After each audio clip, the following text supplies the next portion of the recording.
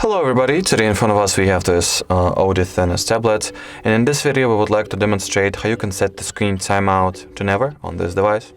First of all, I'll show you the fact that if you'll go to the settings, display category, you'll see that the sleep setting, the sleep option, the maximum value that we can set for it is 30 minutes. So in order for us to be able to set it to never, we will use the help of the free third-party app that is called Caffeine. So let's open our Play Store.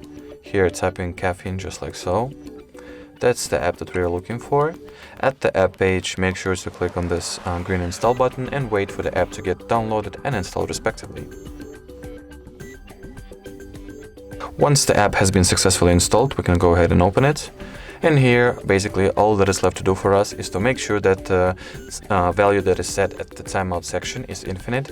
And that will ultimately mean that as long as the Caffeine app is active and running, our screen will not turn off automatically, will not go to sleep, no matter for how much time it will be in the idle status.